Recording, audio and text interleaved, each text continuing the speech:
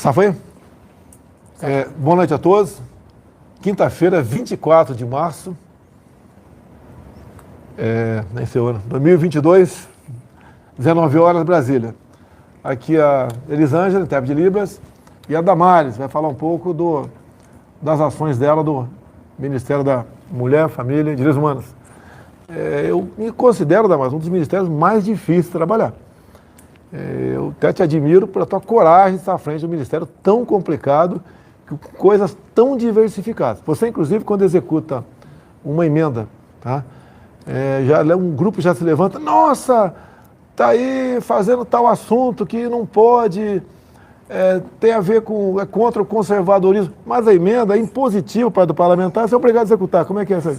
E se não executar, o meu presidente responde também uma ação, não é só a ministra. Por exemplo, presidente, emendas destinadas ao segmento, ao movimento LGBT. Essas emendas são encaminhadas, mas a gente entende que nós temos dentro do segmento pessoas que precisam ser atendidas e assistidas. E vou lhe dizer uma coisa, olha, o movimento LGBT está muito contente com o nosso ministério, porque a gente libera as emendas sem pedir propina. A gente libera as emendas para o movimento sem a gente pedir pedágio. E para que a gente libera as emendas? Curso de capacitação para o segmento ingressar no mercado de trabalho. E aí há todo mundo questionando, mas está fazendo a promoção da pauta? Não, estamos fazendo a proteção da pessoa. Então é dessa forma que a gente conduz as nossas pautas, liberando as emendas dentro da lei, sem corrupção, sem pedágio. São 594 parlamentares, deputados e senadores, em média 15 milhões cada um de emenda por ano, em média. Tá? Olhei para 2 deputados, ninguém balançou a cabeça, que é verdade, em média 15 milhões por ano, emenda impositiva, e cabe aos respectivos ministros, né, executar essa emenda.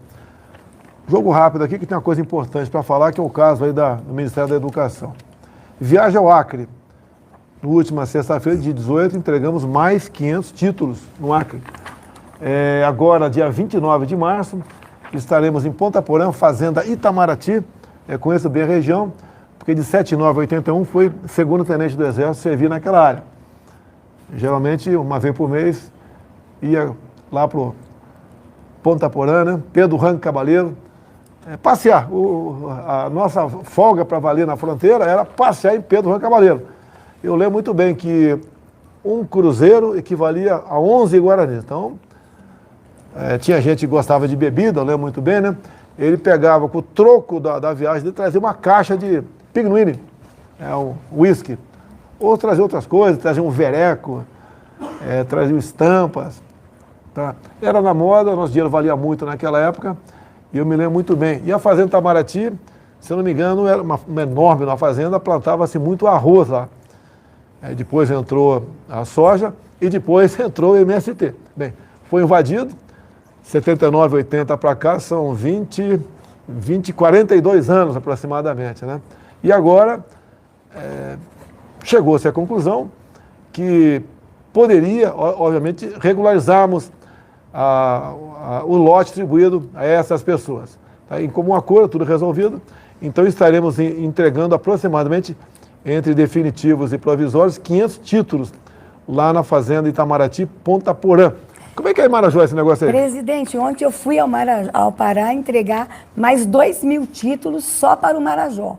Nós totalizamos agora, esse mês, mais de 51 mil títulos no Marajó. Presidente, sabe o que é 51 mil títulos? O arquipélago não tinha regularização, porque ainda é do Tratado de Tordesilhas. É uma ilha. E agora a gente está entregando. Olha, deixa eu falar uma coisa aqui, arquipélago. para o pessoal me criticar. Você sabia que a Amazônia era cobiçada antes do descobrimento do Brasil? Primeira coisa você tem que saber, né? Tem gente que não sabe. Em que ano foi descoberto o Brasil? Acertou, parabéns aí. Foi descoberto em 1500. Então, antes de 1500, a Amazônia era cobiçada. Alguém poderia falar alguma coisa disso aí? Eu tenho razão ou não? Claro que tem. Você acabou de falar em Tratado de Tordesilhas. Alguém sabe que ano foi o Tratado de Tordesilhas? Alguém sabe? Parabéns, você sabe o que eu já falei. 1494. 2 anos antes foi descoberta a América. Você aqui, ó, quem descobriu a América? Quem descobriu a América? Você, pô, tem uma pessoa inteligente aqui. Essa cabeça grande aí tem coisa dentro, hein? Então, em 1494, trataram de Tordesilhas. Exato. Pode falar então, agora. as terras lá, presidente, elas não são regularizadas. Agora, como é que o pequeno agricultor pode ter um financiamento se não tem o título de posse? Quando a gente entregou 51 mil títulos, nós garantimos a 51 mil famílias buscar financiamento no Banco do Brasil, na Caixa Econômica, no INCRA.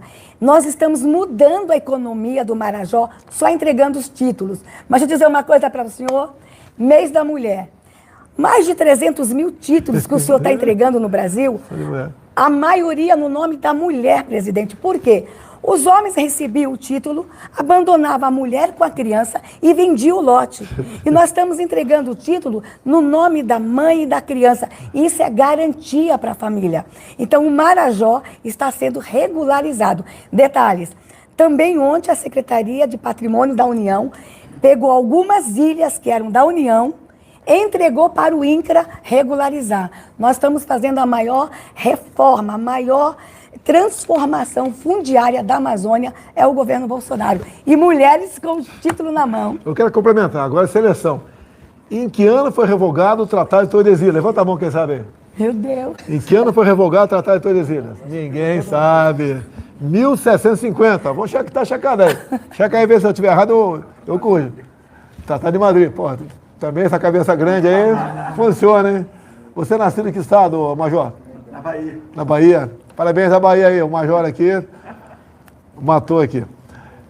Continuar, então, quando uma pessoa recebe o título, de imediato valoriza em 2, 3, 4, 5 vezes aquele pedaço de terra. E olha, e ela faz a cerquinha, presidente, e ali é a terra dela.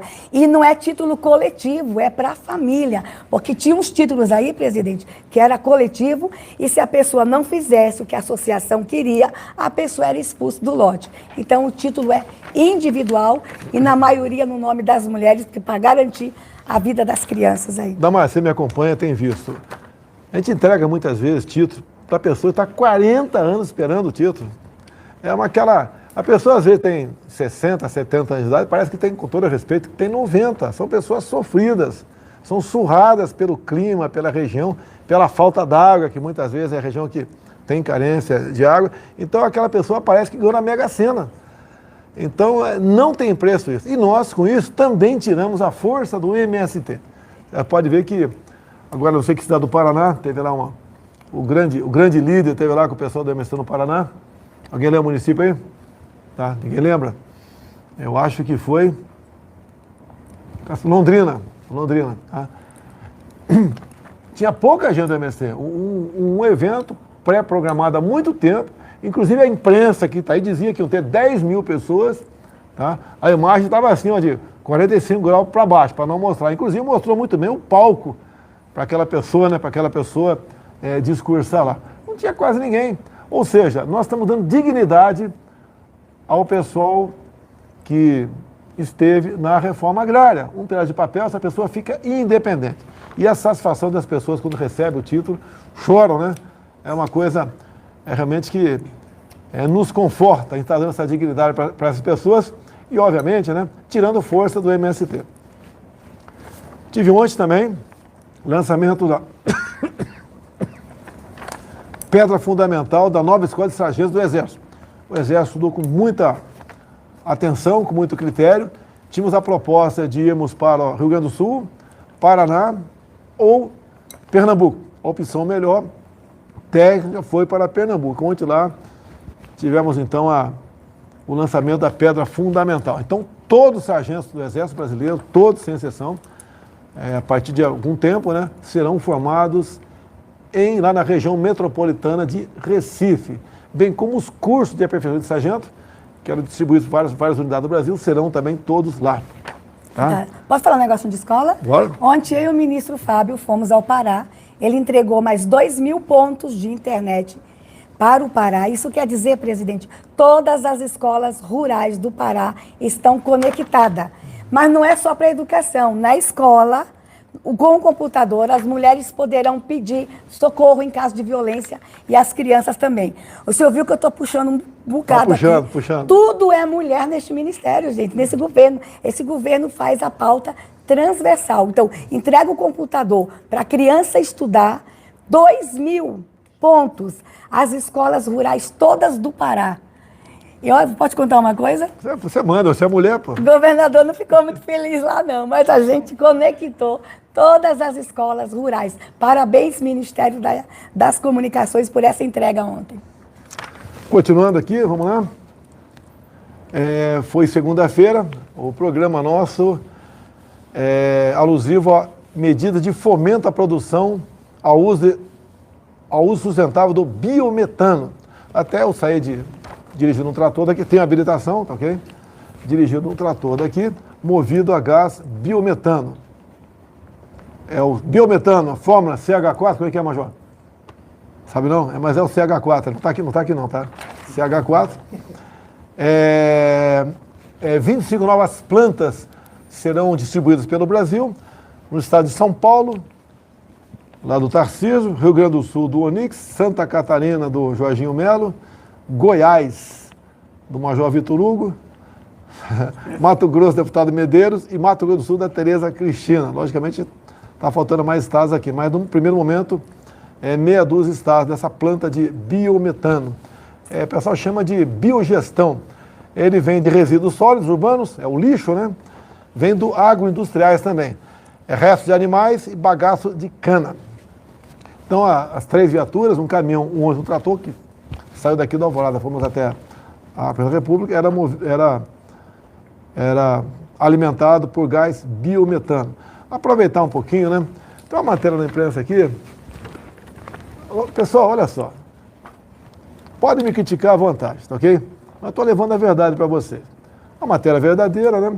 Estados propõem ICMS de 0,999. Por que não fala R$1 logo, né? Fala R$1, pô. Ok? Propõe ICMS de R$1 no diesel, com pouco efeito no preço das bombas. Isso não interessa se tem pouco ou tem pouco com muito efeito. O que interessa nessa história toda aqui? Vou imaginar uma viagem Brasília-São Paulo, tá? Aproximadamente 1.000 quilômetros. Um caminhão grande, um bitrem chamado, a cada 2 quilômetros, 1 litro de diesel. Cada 2 quilômetros, 1 litro de diesel. Então, para ir e voltar Brasília-São Paulo, você vai gastar 1.000 litros de diesel. 1.000 litros de diesel, a R$1 o ICMS por litro, você vai gastar de ICMS R$1.000. Não está um absurdo isso? Não cai na real. Ninguém vai até falar que os governadores têm que zerar. Eu zerei. Tá? O PIS/COFINS, o Imposto Federal do Diesel. Como zerei lá atrás, o Imposto Federal do Gás de Cozinha. Então, a proposta dos governadores aqui, para pacificar, R$1 no litro do diesel. O imposto é enorme, perto do carro de passeio normal. Porque um carro de passeio, 1 litro de gasolina faz, em média, 10 quilômetros. Está fazendo a devida proporção, se paga muito mais ICMS no combustível de um caminhão, de um ônibus, do que de um carro de passeio. Agora, deixar bem claro, eu tenho uma ação no Supremo Tribunal Federal, está com a senhora Rosa Weber, ministra, já está indo para 6 meses, pedindo para ela a regulamentação de uma emenda constitucional de 2001. O que diz essa emenda? Bem clara, qualquer um só olhar ela entende, não precisa ser advogado, entende. E diz que o ICMS tem que ter um valor fixo no Brasil todo, para cada produto, né? Gasolina, gás, diesel. E não vai para frente. Eu não vou dar aula à senhora Rosa Weber, mas poderia ela, se achar, pode até interferir, né? Mas determinar que o nosso querido parlamento brasileiro regulamente isso aí, e o parlamento vai dizer. O parlamento, por sua vez, pode falar que tem que ser o CONFAS aí, ou seja, os governadores que vão decidir isso aí, mas não pode continuar como está. Está um absurdo o preço, tá? Em função de que está um absurdo o preço? Tem vários fatores. É o ICMS, os impostos. Não sei se a margem de lucro dos tanqueiros é compatível ou não. Não sei, não vou entrar no mérito aqui. Não sei se a margem de lucro do dono de posto é um absurdo ou razoável. Não vou entrar em detalhe aqui, não vou brigar com o dono de posto, nem com o tanqueiro. Mas temos um decreto nosso do ano passado que obriga os donos de postos, né, a botar o valor ali do preço que ele compra o combustível na refinaria, né, ou na usina, no caso do álcool, a margem de lucro do posto, o valor do frete e os impostos federais e estaduais. Isso é que o povo tem que saber. E ao olhar essa placa, decidir. Mas enquanto o Supremo não decidir o valor do ICMS, fica difícil. E o pessoal culpa quem? Em grande parte, o presidente. Agora, por que está alto o preço do combustível? Também. Aí o pessoal fala, somos autossuficientes em petróleo. Verdade, somos autossuficientes. O que nós traemos aqui é o suficiente para o nosso consumo interno e dá sobra. Ah, por que então está caro? Porque aproximadamente 25%, quase 30% desse petróleo tem que mandar para fora do Brasil, para ser refinado nos Estados Unidos ou outro país qualquer e voltar para cá. Então você paga o frete do navio que vai, o frete do navio que vem e o preço do refino lá fora. Dá para entender? Poderíamos ser autossuficientes em diesel e gasolina? Poderíamos, mas teve um cara que assumiu em 2003, tá certo? Assumiu em 2003, e ele e a sua sucessora ficaram no total 14 anos, fizeram festa, você acha, nas redes sociais, né, na internet, fizeram festa para 3 refinarias, 2 no Nordeste, uma inclusive para atender o amigo Hugo Chávez, tá certo? 2 no Nordeste, e uma no Sudeste. Gastaram aproximadamente 100 bilhões de reais. Você sabe quantos barris de petróleo são refinados nessas usinas hoje em dia? 0. Se você tivesse 2 funcionando, você seria autossuficiente em derivados. Se eu não me engano, as 10 maiores economias do mundo, a única economia que não refina, que não tem refinarias para o seu consumo interno é o Brasil. Agora, a senhora Dilma comprou uma refinaria lá em Pasadena, nos Estados Unidos. Nem com ferro velho serve para vender aquele negócio. E comprou também uma outra lá no Japão. E terminou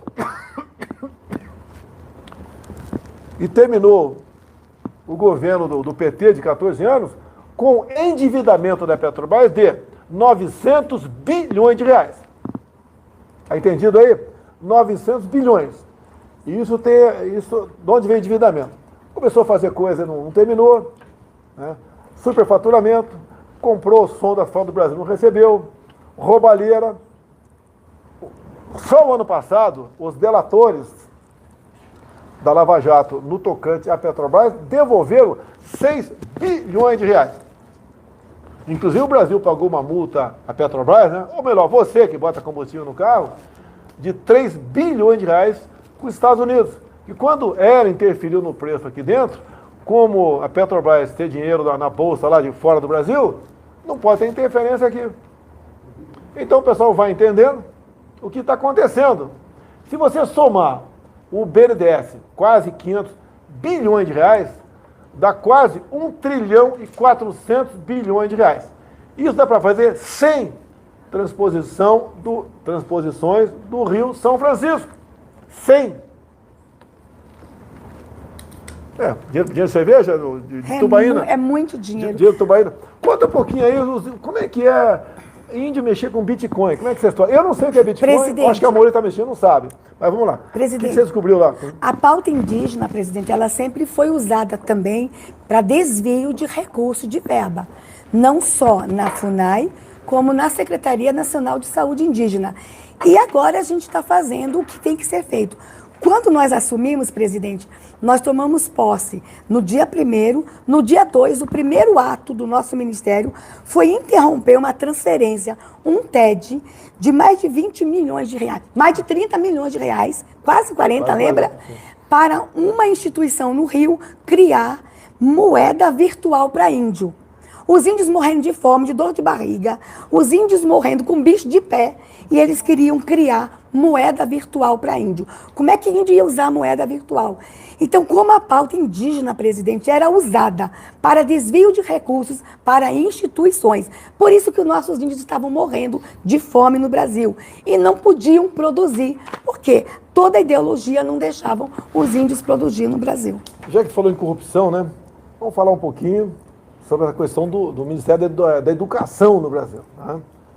Duas pessoas estariam aí cobrando propina de prefeitos para conseguir recursos junto ao Ministério da Economia. Vamos lá? É tudo documentado, então não tem problema nenhum. A CGU, Controladoria Geral da União, que tem o ministro Wagner Rosário à frente, recebeu em 27 de agosto do ano passado documentos enviados pelo ministro Milton, da Educação, relativo a duas denúncias sobre possíveis irregularidades no Ministério. Exatamente o caso que está na mídia agora aqui. Bem, a Controladoria Geral da União, por 6 meses, investigou o caso.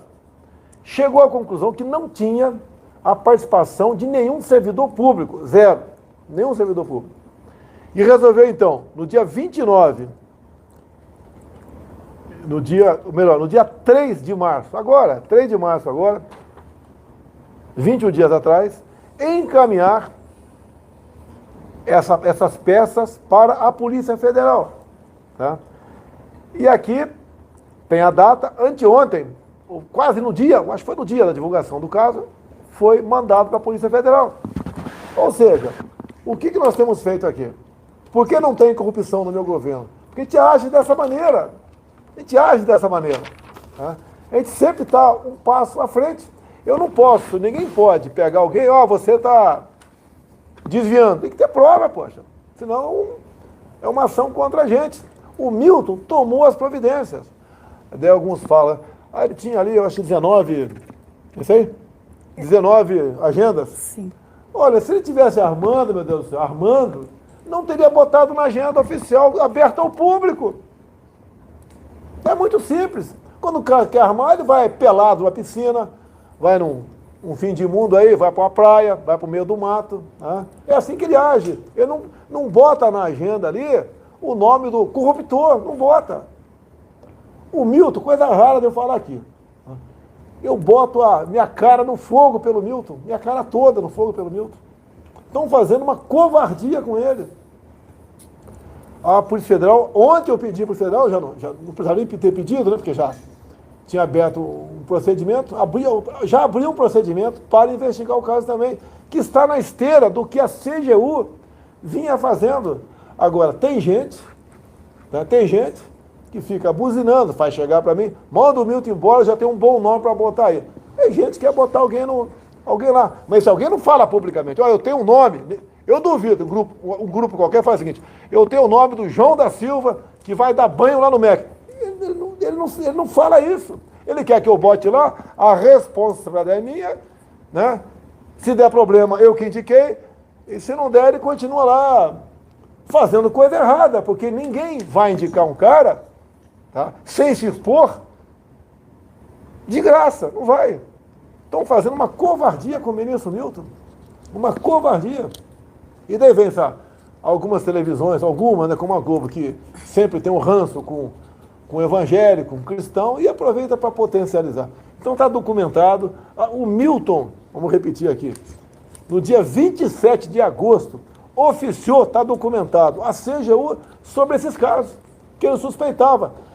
Daí alguns podiam falar, mas ele recebeu algumas vezes depois dessa data, né? Recebeu, no meu entender, não vou botar a palavra na boca dele, para não atrapalhar a investigação. Presidente, inclusive... Inclusive, peraí, tem 3 prefeitos citados. Os 3 prefeitos, com toda certeza, a PGR, né, abriu um procedimento também, os 3 vão ser chamados para falar PGR, tá? Os 3 vão ser também intimados pela Polícia Federal, eles têm que falar agora com prova, olha, ele me pediu 1 quilo de ouro, esses 2, né, que estavam negociando lá, tráfico de influência, ele me pediu 300 mil reais, vou falar com alguma prova, pô, só da boca para fora, daqui a pouco vai aparecer 200 prefeitos falando isso aí, pô, da boca para fora, e esses prefeitos vão falar, vão ser perguntados, você pagou, deu 1 quilo de ouro, você pagou 3 mil, o que tu acha que eles vão responder? Eu não sei, eu acho difícil. Vamos falar, olha, tentou me... Inclusive, tem uma coisa, uma emenda, está aí na empresa, para comprar a Bíblia. O Estado é laico. Nenhum parlamentar pode destinar emenda para isso, meu Deus do céu. Mas vamos lá, as investigações desde o ano passado, continua agora, não mais na CGU, porque não tem servidor público envolvido, o limite da CGU é com os servidores públicos, está com a Polícia Federal. Vai ser apurado, e no meu entender, e essa apuração não precisa demorar muito tempo, não. Se os prefeitos tiverem algo de concreto, resolveu o assunto, fechou o caixão. Vamos ver quem é o responsável agora, ok? Presidente, tem um jornalista perguntou hoje por que o Milton mandou para a CGU e não para a Polícia Federal direto. Quando a gente recebe um problema desse como ministro, nós temos uma assessoria jurídica no gabinete. E a assessoria jurídica nos orienta o melhor caminho e o adequado. Milton seguiu orientações jurídicas e esse era o caminho. Detalhe, presidente, eu preciso aqui falar. O pastor Milton é uma das pessoas mais honradas do segmento evangélico, uma das pessoas mais incríveis que eu conheço e eu precisava fazer esse registro. Ele tomou a providência que a assessoria jurídica dele recomendou que era cabível para aquele caso. Ele acertou e ele fez na hora certa. Vamos lá? Aqui é a matéria aqui de 22 de março, o dia do aniversário da primeira-dama, né? Lógico que acontece comigo, ela sente, e vice-versa, né? Está aqui. Ministério Público entra com ação contra Bolsonaro e Valdo Açaí por improbidade administrativa. Está escrito aí embaixo. Segundo a ação, ela nunca esteve em Brasília. Ela nunca esteve mesmo. Pelo que eu tenho conhecimento, ela nunca esteve em Brasília. A Val. Ela mora num distrito de Angra dos Reis. Tem deputados aqui, não vou perguntar para não. Né? Eu duvido qual deputado, fora do DF, que não tenha, pode ter no máximo 25 servidores, não é isso? Cada um pode ter 25 servidores num valor de 90 mil, mais ou menos 100 mil reais, pode ter 25 servidores. Em média, a metade fica aqui, metade fica no Estado. Alguns usam 20 carros, outros 15, outros usam 25. Este pessoal que está no Estado não vem a Brasília. Ele toma posse por procuração. Eu fiz isso a vida toda. E a Val ganhava o equivalente, sem correção monetária, o equivalente a R$ 1.500 por mês, já somado o auxílio alimentação, que deve estar na casa de uns R$ 1.000. Alguém sabe aí? Quase por volta de R$ 1.000. Então ela ganhava um pouco mais de um salário mínimo, aí ficava lá na Vila Histórica de Mambucaba. E nunca esteve em Brasília, estou confessando aqui, nunca teve. Mas um processo de improbidade administrativa em cima dela, em cima de mim, mais dela, coitada. Uma pessoa humilde. Da Vila. Se você passar na Rio Santos, né, tem Vila Histórica de Mambucaba, desce lá, vai tomar um açaí. Ela não fatura um salário mínimo de lucro por mês. Não fatura. É uma lojinha de nada. E outra coisa, a Folha de São Paulo esteve lá no dia 11 de janeiro de 2018. Olha só, anota aí. 11 de janeiro de 2018. Tem um boletim administrativo da Câmara dos Deputados, não sei se é de 20 ou 21 de dezembro de 2017, concedendo 30 dias de férias para ela a partir do dia 21 ou 22. Ou seja, quando a Folha de São Paulo esteve lá, e ela estava na loja de açaí, fotografou, estava açaí, tá? Ela estava de férias. Por que essa perseguição? É um escândalo. Pô, fica humilhando uma senhora casada, que tem respeito do pessoal que está lá, como se fosse uma bandida. E o pessoal lê aqui, improbidade administrativa. Pouca gente, né? Ou muita gente não sabe o que é isso. Dá a entender que era uma bandida. Trabalho da Folha de São Paulo. Covardia da Folha, porque eu mostrei, né, o boletim administrativo da Câmara dos Deputados, não se referiram a ele. Não se referiram, toca para frente. E matéria de jornal, eu queria que o MP investigasse todas as matérias de jornal que saem por aí. Se abrir qualquer jornaleco por aí, ou do grandão, ou de bairro, do interior, de não sei de onde, tem alguma coisa lá sobre mexendo com o servidor público, com o cara começando. Por que não investiga todo mundo? Só para cima de mim. Investiga todo mundo. Se bem que aqui é um tiro na água. Dá até vergonha o MP investigar isso aí. Val nunca esteve em Brasília. Não sei interrogar a Val, não, nem a mim, eu estou confessando, ela nunca esteve em Brasília, é verdade. Tomou posse por procuração. Assim como vou chutar aqui, calcular, são 590, vamos arredondar, 600 parlamentares. no mínimo aproximadamente, metade desse pessoal tem servidor em casa. Então nós temos 6 mil pessoas do Brasil que trabalham para deputados, para senadores, que nunca estiveram em Brasília.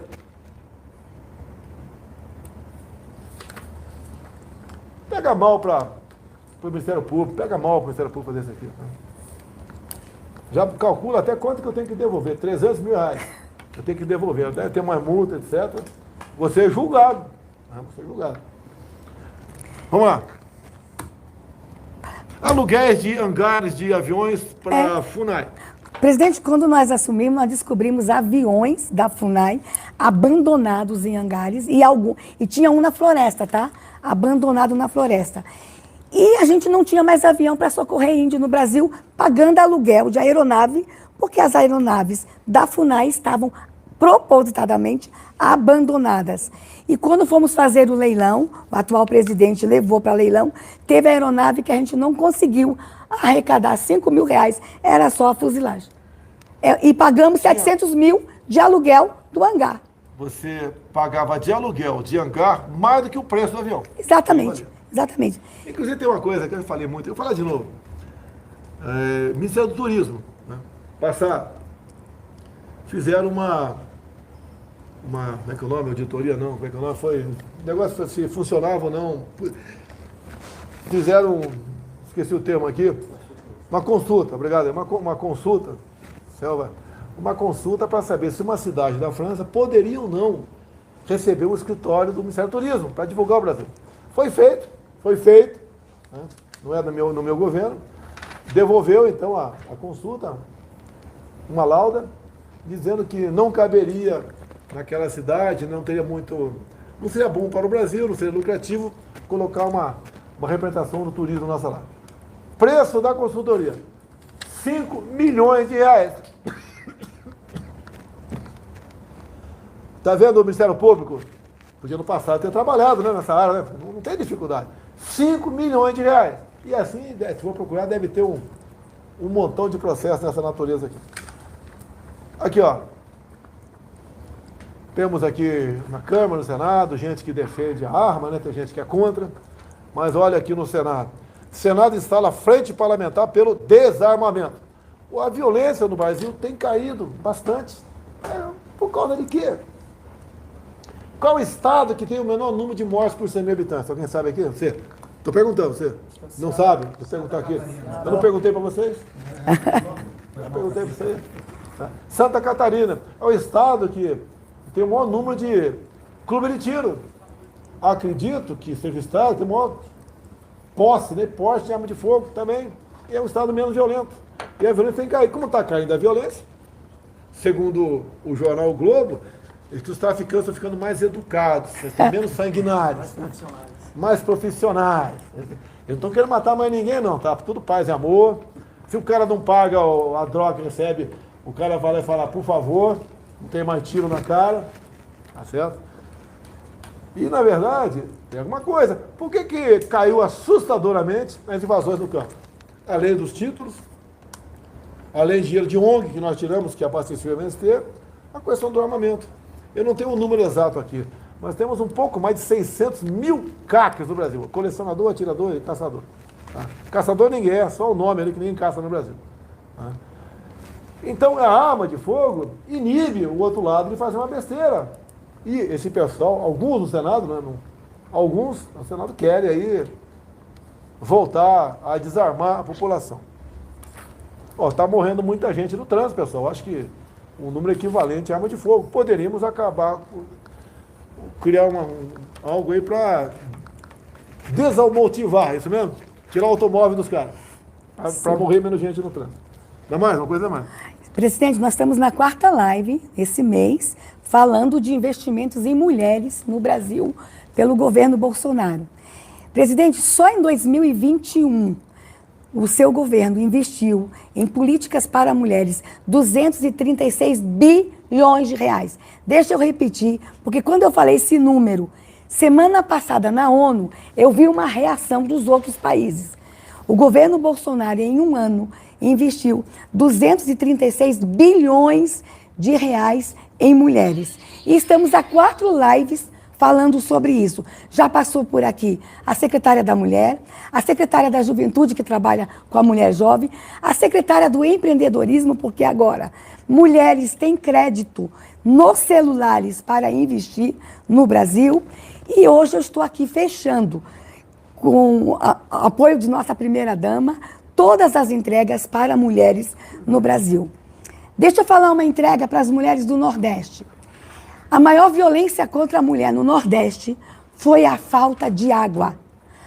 Quando nós assumimos as imagens de mulheres, ministro Gils, carregando balde de água na cabeça, isso era violência contra a mulher. Quando o presidente Bolsonaro leva água para mulheres no Nordeste, ele está mostrando maior respeito à dignidade à mulher nordestina, porque essa água chegou para que a mulher não sofra carregando o balde de água. E agora, presidente, com água em casa, a mulher vai fazer bolo para vender, a mulher vai fazer sorvete, a mulher vai ter uma horta no quintal e ela vai empreender. O governo que mais fez por mulheres na história do Brasil é o governo Bolsonaro. Vamos lá, o PGR pediu ao Supremo autorização para processar o ministro Milton, né? Ou seja, para investigar essa questão. E a Carmelúcia, a senhora Carmelúcia, acaba de autorizar. Parabéns a Carmelúcia, estou muito feliz. E o Milton também está muito feliz com essa autorização que o Supremo deu para o Procurador-Geral da República, né, investigar este episódio. Esperamos que os prefeitos colaborem realmente com notícias, com informações que levem à conclusão e responsabilização dos fatos. Não vale falar, olha, quer dizer, não foi coisa que não vale, né? Olha, ofereceu, ele me pediu 500 mil reais, pediu 1 quilo de ouro, prova, não. Aí fica complicado. Continuando aqui, trabalho do nosso prezado ministro, o astronauta Marcos Pontes, quando estivemos em Israel em 2019, ele importou de lá 10 máquinas para fazer água, né? Uma máquina parecida com o mesmo princípio de um ar-condicionado, e máquinas estão em 10 escolas do Nordeste, produzindo 600, em média 600 litros por dia. Como lá a umidade é baixa, né? Já uma máquina, a mesma máquina em São Paulo poderá produzir 900 litros de água. Aproveitando, tivemos aqui em Quixadá, o pessoal deve ter me visto falar, chegando de moto, né, em Quixadá, em alto estilo, tá?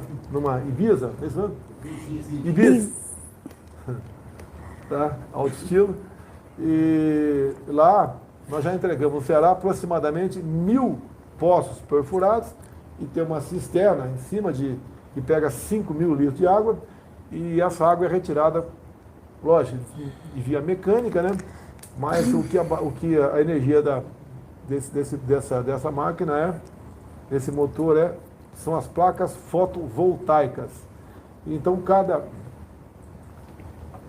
cada poço perfurado, que a água é retirada por energia elétrica, por placas fotovoltaicas, abastece aproximadamente 20 famílias. Ou seja, aqui nós estamos tirando aí o carro-pipa do circuito. Tá? E isso aí é menos despesa e menos despesa para nós, que o governo paga, os prefeitos também. Muitas vezes tem um projeto, um programa paralelo, porque não dá conta. E mais do que tudo, né, a água para os nossos irmãos do Nordeste. Também a transposição está a pleno vapor. E o povo lá nos agradece. Tem sido sensacional, né? A receptividade, obviamente, por parte dos nossos irmãos do Nordeste, tem sido aí excepcional. E agora em Quixadá, eu estive lá em 2017, eu cheguei quase que sozinho, tinha poucas pessoas comigo. Tinha lá, eu lembro muito do Alex Ceará, esteve comigo lá. E depois de 5 anos, 2017, a gente retorna lá para Quixadá. Então, uma recepção muito bacana, e onde poços foram entregues à população. Também fizemos uma visita técnica na ponte de Xambioá, que liga aí Xambioá com São Geraldo do Araguaia, uma ponte de 1.700 quilômetros.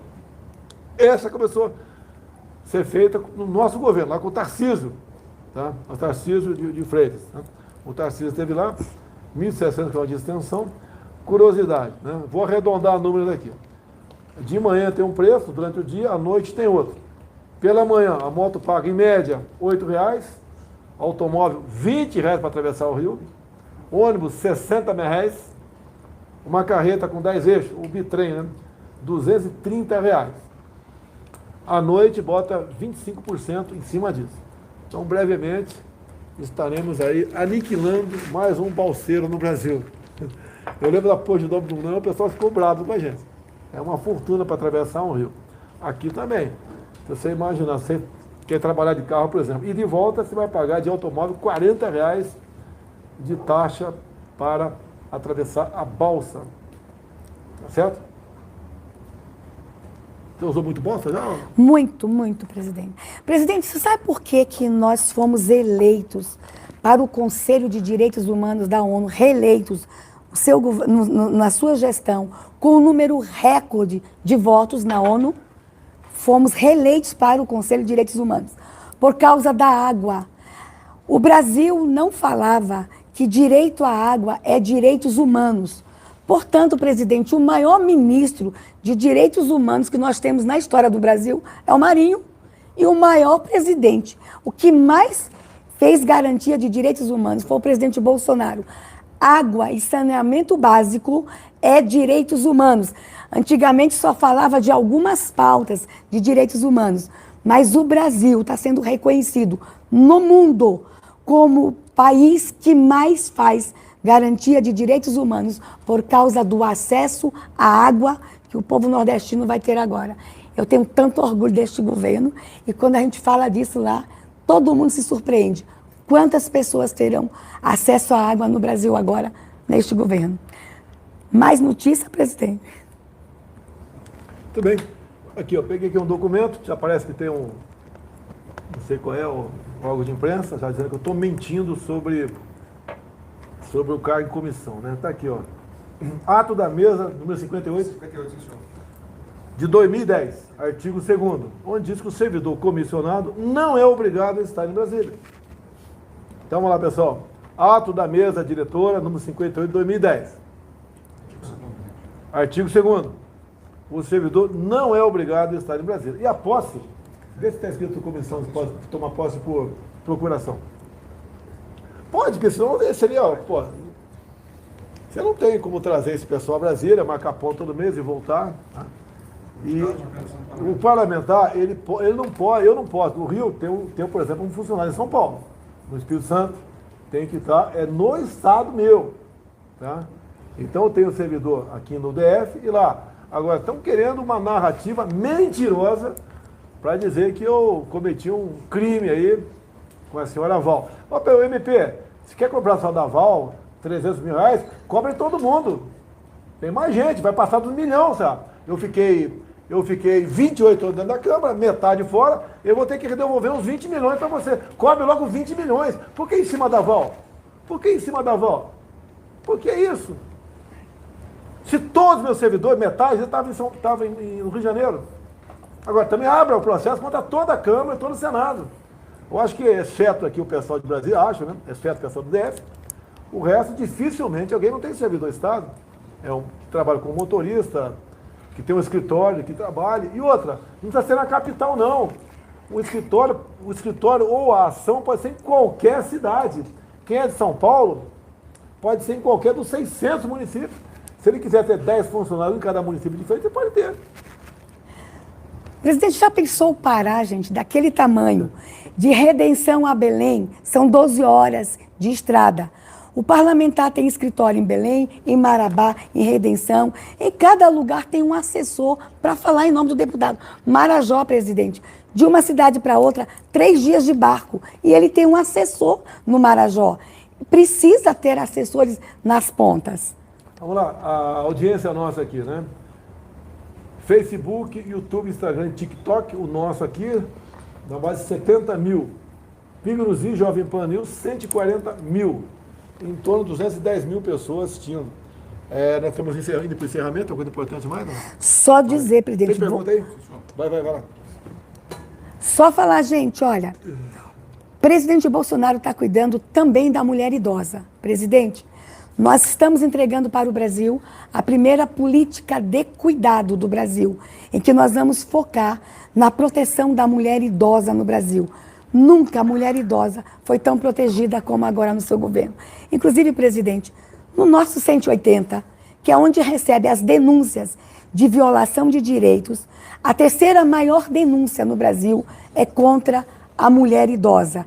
E nós estamos protegendo as mulheres idosas no Brasil, até com operações policiais. No site da Câmara, atenção Ministério Público, no site da Câmara tem modelo de procuração para o servidor de outro estado. Modelo de procuração. Pergunta aqui, Silvio. Vamos lá. Lá, Damares, descer para Damares. Boa noite, presidente Bolsonaro. Boa noite, ministra Damares. Ministra, esse caso não pode ser esquecido rapidamente. Que tipo de punição a Assembleia Legislativa Paulista deve aplicar ao deputado Arthur Duval, o Mamãe Falei, pelas declarações sobre mulheres ucranianas? Obrigado. Pena máxima, cassação. E ele vai ter que continuar respondendo processos também. O que esse deputado fez foi a maior violência contra mulheres em dupla vulnerabilidade. O que esse deputado fez foi uma das coisas mais vergonhosas. E vocês não têm ideia o quanto eu tive que ficar falando sobre isso na ONU, lá em Nova York. Ele envergonhou o Brasil. Mas ainda bem que nós tínhamos o que mostrar, o que o Brasil está fazendo para proteger a mulher. Inclusive, presidente, quando eu estava lá, eu mostrei na ONU como nós recebemos as mulheres ucranianas, como o presidente Bolsonaro recebeu, com dignidade, com respeito. E a gente não recebeu só a mulher ucraniana. Nós recebemos mulheres do Afeganistão.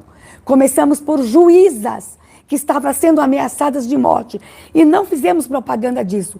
O governo Bolsonaro defende os corredores humanitários e o respeito à mulher refugiada, à mulher imigrante. O que esse deputado fez não pode ser esquecido. Ele tem que ter pena máxima lá na Assembleia e continuar respondendo aqui fora pelo seu crime. Foi crime, um dos mais terríveis crimes contra a mulher. Eu acho que esse parlamentar, além do que a Damares falou, tinha que ser obrigado a ir para Caraima, Roraima, para ver como as mulheres vêm a pé da Venezuela para o Brasil. Algumas solteiras, outras casadas com filho no ventre, chegam numa situação simplesmente deplorável. Só Deus sabe o que acontece com elas ao longo do caminho. O que elas são obrigadas a fazer para que não molestem seus filhos. Tá? E chegam completamente arrasadas. Aí vai esse cara dizer que são mulheres fáceis. Absurdo. Pelo amor de Deus, não quero nem comentar esse assunto. Então aí, pra caramba, ver como é que é um país que está conflagrado pela ditadura, pela guerrilha, por interferência de outros países e também, né, por uma política interna, né, apoiada pelo PT. Né, e olha só, um país que tem a maior reserva de petróleo do mundo. Qualquer país do Oriente Médio que tenha petróleo, o pessoal lá vive realmente uma situação completamente diferente da média mundial, né? Ali é a Venezuela, com essa riqueza toda, mas tem um irmão, né, lá do Lula, lá dentro da Venezuela, só pode acontecer isso aí. Sofrimento, tristeza para a população. Enquanto eu fazer a pergunta aqui, também diminuímos aqui o imposto de importação de óleo de soja, macarrão. Diminuiu não, zeramos. O imposto de importação de óleo de soja, macarrão, café, açúcar, margarina, queijo e o próprio álcool. Vamos lá. Salve, muito boa noite, presidente Jair Bolsonaro, boa noite, ministra Damares Alves. Ministra, a situação está tensa, né? Afinal, a senhora será ou não candidata no Amapá? Obrigado, boa noite. Olha, deixa eu só dizer uma coisa, presidente. Tem gente tão preocupada comigo no Amapá. Tem gente que eu soube que até já perdeu alguns quilos. Deixa eu dizer uma coisa. Algumas arrobas? Deixa eu dizer uma coisa. Já está definido que eu tenho um partido agora. Minha filiação é segunda-feira. Já está definido que eu não serei mais ministra a partir da semana que vem. Mas a gente só vai anunciar depois. A que serei candidata e aonde? E eu vou anunciar isso, sabe aonde, presidente? Dia 31, lá no Amapá. Todo mundo no Amapá, lá comigo, nas ruas, que eu vou anunciar a que serei candidata e aonde. E olha, Amapá, amo esse estado. E nós vamos mostrar para o Brasil como é que se cuida de um estado. Mas eu vou anunciar só no dia 31. Presidente, e sabe qual é o nosso lema lá no Amapá, dia 31? Deus, 31 de março, ó. Deus, pátria e família. E liberdade? Liberdade, que está em risco nesse país. Acabou? A saideira aqui, ó, Damares. Ó, você que está assistindo aqui, como vai acabar a live daqui a pouco, a TV fechada aí, canal 576, Jovem Pan, você assistiu o final aqui do nosso programa, que tem um comentário do Augusto Nunes e sua equipe. Bolsonaro, boa noite, ministra Damares. Ministra, sei que o trabalho da senhora se preocupa bastante com as pessoas trans e também com as mulheres, e concordo com a senhora que devemos proteger e muito a identidade social, né, das pessoas trans. No entanto, ministra, no esporte, a identidade biológica é o único pilar possível para protegermos a isonomia no esporte feminino. Gostaria de saber o que a senhora pensa sobre atletas trans, homens biológicos, competindo com mulheres e, infelizmente, hoje a realidade tirando alguns espaços que são das mulheres. Obrigada, boa noite. Com todo respeito à comunidade trans, mas no esporte é fraude. Nós somos biologicamente diferentes, homens e mulheres. Isso é fraude e essa discussão tem que ser levantada, inclusive por respeito à comunidade trans. A comunidade trans não quer fraude, ela quer respeito e dignidade. E eu conheço muita gente da comunidade trans levantando esse debate. No esporte, gente, é injusto e é fraude. Biologicamente, isso é uma fraude. Vou tentar comentar porque o mundo vai cair na minha cabeça, né? Mas eu costumo fazer na minha vida se colocar no lado da outra pessoa. Se coloca no lugar de uma mulher que é jogadora aí de alto nível, de vôlei, de basquete, salto em altura, salto em distância, né? Até mesmo boxe. Se ela for lutar com uma pessoa trans ou competir com uma pessoa trans, ela vai ficar para trás. Com certeza. Vai ficar para trás. Acaba a alegria do esporte. Tá certo? Com certeza. Mas tudo bem. Vai. O Brasil vai mudando, o mundo vai mudar também, tenho certeza disso, acredito em Deus. A gente vai vencer essa batalha aí, ok? Por falar em esporte, obrigado, Porto Nacional. Foi lindo, não foi, presidente? Foi. Porto Nacional virou, terça-feira, a capital nacional do esporte. Foi lindo o programa do governo federal lançado em Porto Nacional, DNA Brasil. Vamos descobrir as crianças que têm habilidades para o atletismo, para o esporte. Eu vi lá o Jaziel Gregório, eu não reconheci. Eu falei, quem é ele? Que bicho esse que tá? O animal tem 2,10 metros de altura, 140 quilos. Bem, ele foi o campeão de salto triplo, bateu o recorde do João do Pulo em 2007. Então, eu bati um papo com o Jaziel, foi bacana pra caramba, brinquei com ele, olha o tamanho do bicho aí, pô. Tá? E ele falou que engordou 42 quilos. Mas o Jaziel, assim como outros, né, que estão lá no Marabá, pode, né, essa garotada seguir o caminho do Jaziel. Não para ficar pesado, não, hein? Para ser atleta aí e vai nos orgulhar a todos. Ou seja, cada vez mais levando o esporte para o seio da garotada, né? Realmente evita muita gente entrar num caminho, muitas vezes sem volta. E podemos também revelar talentos, não apenas atletas de atletismo, né, mas também de futebol. Presidente, e a criança com deficiência. Graças à primeira-dama, nós vamos identificar crianças e adolescentes com deficiência já, gente, para a Paralimpíada. Nós vamos buscar todas as medalhas na próxima Paralimpíada. Obrigada, minha primeira-dama. Podemos acabar? Pessoal, muito obrigado pela audiência. Quem está nos assistindo aqui, toca aí no 576, se tiver TV fechada em casa, 576, para pegar o final do programa. E não só quinta-feira, né? De segunda a sexta, você pode assistir o Pingo nos Is, de 18 às 20 horas. Aí para assistir o Augusto Nunes Zé Maria, Fiuza, Ana Paula, Vitor Brown. Acabou? Tá bom aí. Um abraço a todos. Até quinta-feira que vem, se Deus quiser.